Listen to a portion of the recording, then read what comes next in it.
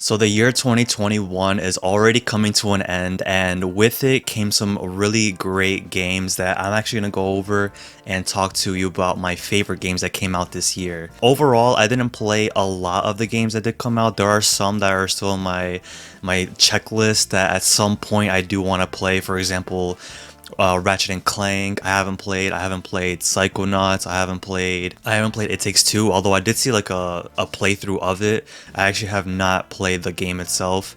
But I have played a few games this year that I kind of wanted to go over with you guys. Talk to you about my favorite games that came out in the year 2021. So I'm gonna go ahead and just say this is a top 5 list technically, and I have 2 honorable mentions, so it's pretty much like 7, I guess, top 7 list. I'm gonna go ahead and do my number 7 real quick, and that is gonna be a little indie game known as From the Darkness. So this came out, I believe, earlier this year in March, and I actually have a gameplay video of it up on my channel. I might go ahead and just link it on the top of the video. But yeah, From the Darkness overall was actually a huge surprise because I normally don't really play a lot of indie games. This is actually when I first started playing indie horror games on my channel, and I think this was like one of the first ones. I think the very first one I did was Lunch Lady.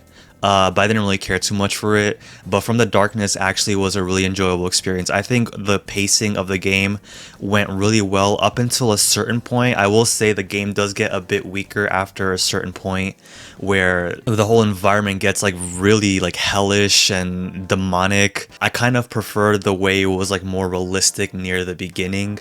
But you had like this huge monster that was in your grandfather's apartment that you're just basically, the whole premise of the game is that you're there trying to get an album and leave, but you end up coming face to face with this monster that at every twist and turn keeps on blocking your exit way, and you have to like solve riddles to be able to escape the apartment. But yeah, as I said, the very first beginning parts were definitely the best, and then I kind of like the ending a bit, but I would say it really drags on a bit in the middle section when you get to the hallway. The hallway, I think, actually ruins the pacing of the game a bit. But again, this game is in my top list for a reason. I do think that it was one of the most scariest experiences I've ever faced. I still remember it was like a Friday night when I was recording it for my channel, and the day after I literally was just thinking about it the whole time. So yeah, that's gonna go ahead and be my number 7 first honorable mention, I guess you could say. And then for my second honorable mention is going to be a little game known as 12 Minutes. So it's another indie game that literally takes place in one apartment, and it loops over and over and over again. And the basic premise of the game, you are stuck in this apartment in a 10-minute loop, and you are there with you, your wife, and a cop that comes in around the 4-minute mark. And basically the cop is trying to kill you, and you're trying to solve you're trying to basically find answers. That's like the whole point of it. And literally as the game goes and as you're figuring things out and you're redoing the same things over and over again, you find out new information, and you can use that information to progress the game, kind of have like new questions to ask your wife, new questions to ask the cop whenever you're able to subdue him. And I gotta say, the game really did throw me for a loop because I mean, no pun intended, I did not expect the game to be as engaging as it was. But when I was actually playing the game, I felt that I could not put it down. So 12 Minutes, another big game that came out this year. I think it was like nominated for something at the Game of the Year, but I don't think it won. I think it was like nominated for like Best Indie Game. Unfortunately though, it didn't win. I forgot what won instead. But yeah, 12 Minutes was a game I was also considering maybe playing on my channel, but I decided against it. I thought that it was kind of be like a shorter game, but despite the name being 12 minutes, it's actually like a 5-hour game, so it was kind of lengthy, and I don't know if I wanted to commit to that for the channel, but gotta say, overall, really impressed with it.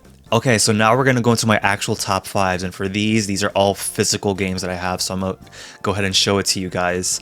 And I'm gonna start off with my number 5, which is a little game here known as Nickelodeon All-Star Brawl. So for those of you who do not know this game, this is a Smash clone, quote unquote, And basically, instead of having your Nintendo characters that you fight with Nickelodeon characters. So, you know, you got SpongeBob, you got Patrick from the SpongeBob series, you got Ren and Stimpy, you got, I think like there was like a newest addition was Garfield. They recently added him. I gotta say the game is also very fast paced. It's definitely more in line with something like Melee as opposed to like Smash Ultimate. It's very, very quick, and I feel like that makes for some very enjoyable gameplay as well as watching. I really enjoyed watching some gameplay for the game. Granted, I will have to say that the game kind of died down a little bit since it came out. It was definitely very popular. It was like the popular game the first month it came out. But you know, the game did kind of like fall back a little bit. I think it picked up a little bit with the addition of Garfield, like a new DLC character, but I don't really see this game like surpassing Smash Bros, unfortunately. Granted, I love Smash Bros, so I'm fine with that. I do think that Nickelodeon All-Stars was a very enjoyable experience for the time that I did get to play it. It was actually higher up in the list initially, but it ended up going down a little bit because there are several other games that came out that was definitely feeling more. So that's gonna go ahead and be my number 5. And then for my number 4 is this game right here that I have played on my channel. I might go ahead and link it up ahead, but Returnal. I really loved my time with this game. It was a very stressful, I will have to tell you, this was honestly one of the most stressful games I've played, because literally there is no checkpoints. Granted, they added it, you know, months later, but back when I played it on my channel, it was close to the launch day, and back then, there was only one checkpoint in the game, which was the halfway point. The game probably will last you like 8 hours just going like straight through, and there's only one checkpoint after the third boss, which is like a good 4 hours. Guys, again, I really like the game a lot. I think the shooting, the gameplay was really fun, but good lord, that game was so punishing. If you die, you literally have to start back either at the very beginning. I think you do get to keep like some stuff. I forgot exactly what you got to keep, but you did get to keep some stuff to kind of get you going, and that's it. It's either the beginning or that halfway point. The story honestly also is very confusing. More so it's just like you don't really know what's going on. It doesn't explain anything to you. You can kind of get like clues from like various sections where there's like a house in the very first level. I think it was only the first level that had the house sections, which were honestly some of the coolest sections of the game because it actually felt a bit like a horror game at that point. So bosses were also really cool too. I love the boss fights in the game. I think they were all really well done. But yeah, all the guns honestly felt really good to use. I did have a favorite. I think my favorite was the Hellseeker or something like that. It was like a Hellseeker or like the Carbine. I like both of those. I do want to actually get back because I know that there's a third act that I still have not done. I haven't done that on the channel. There's a second act, which is the actual like credits ending of the game, which I did do on the channel, but there's actually more post game. There's a whole third act where you can do, I think it's like you're still going through the same levels over again, but it's like harder enemies or something like that. And there's like collection items or something you have to pick up. I don't know, but at some point I do want to go back and do that, but I don't know when that's going to be. But yeah, that's my number 4. So for my number 3 is this game right here. Resident Evil Village. I have the deluxe edition for the PS5. I did play this also on the channel. I'll go ahead and link it if you guys want to watch a playthrough of me playing through this. I am a massive Resident Evil fan. I love Resident Evil. It's my like all-time favorite video game franchise. But I have to say, I didn't really like 8 as much as some of the other ones. I actually kind of liked 7 a bit more in terms of like the first person view Resident Evil games, which is pretty much just 7 and 8. But I did, again, obviously I love Resident Evil a lot, so it's still like it's still like going to be in my top 5 because I still really enjoy the game, but just not as much as some of the other ones. Overall though, I gotta say, like, you know, it was a really great experience playing through on my channel as well, through especially the Castle Dimitrescu sections as well as House Beneviento. I think those were like my favorite parts. Most of the other parts of the game I didn't really care too much for, such as the sections with Heisenberg, or like the very final sections where you're fighting Mother Miranda. I think the game got a little weaker there, but I do think that those first few sections of the game where you're fighting Lady Dimitrescu and you're going through the whole House Beneviento section where you can't even fight. There's like no guns allowed in that section, but I gotta say the whole game was really fun to play on the channel. And they also alluded to a sequel, I believe, at the very end of the game. I'm not going to spoil anything, but it did allude to a sequel where you might play as a different character. So, I mean, we're going to see about that. And I also think that there's going to be DLC added at some point. I probably will play that on the channel as well whenever it comes out.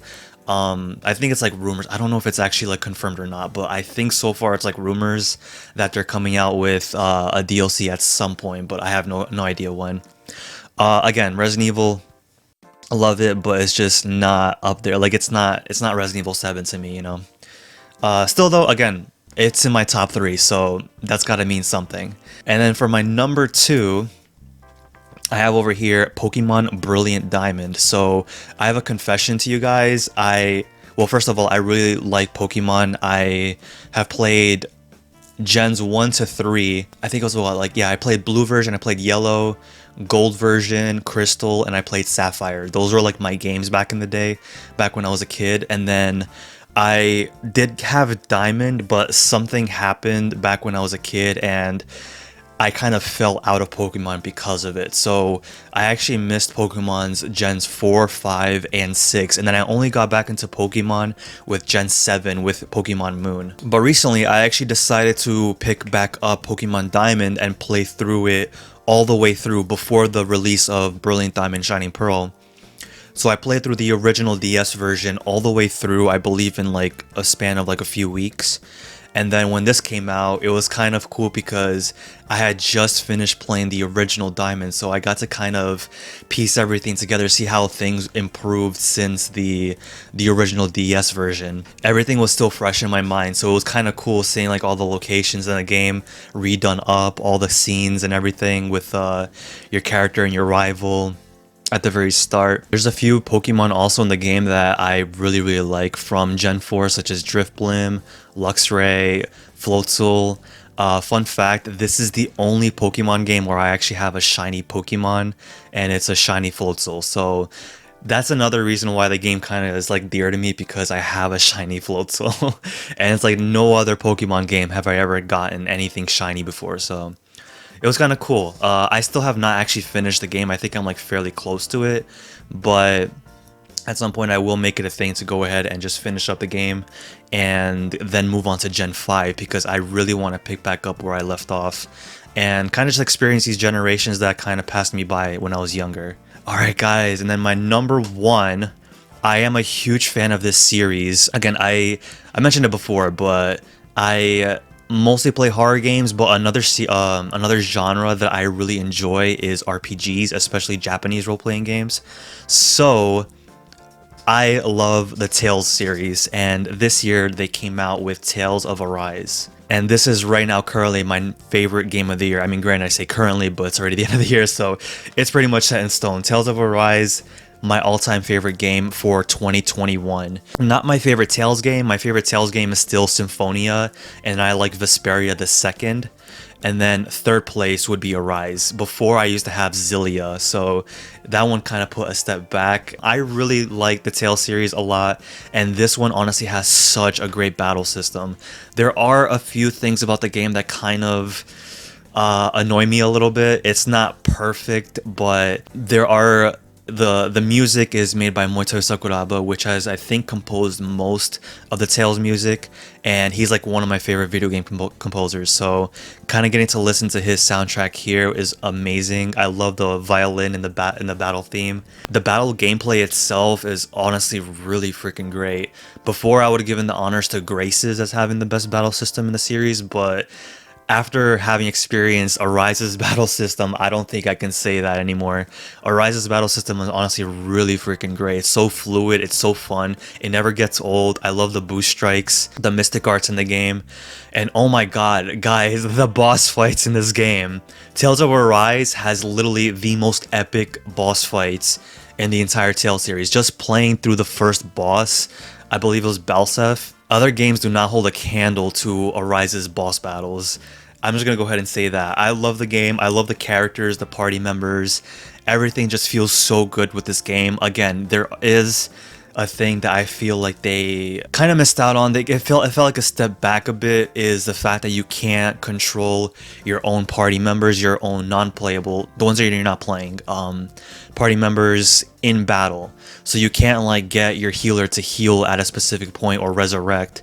You're kind of at the mercy of the AI, which kind of sucks because unfortunately I've had my times where I desperately needed my healer to resurrect me, and she would continue just shooting at the boss over and over again. She'd cast spells, like offensive spells, to like attack it, and then there I am just kind of like dying on the ground. Like, again, I still love the game a lot, but it does come with its own flaws. Still though, I like it enough to say it's my favorite game of 2021. But yeah guys, that's gonna go ahead and be it for this video. So I wanted to kind of go ahead and share with you my favorite games of this year.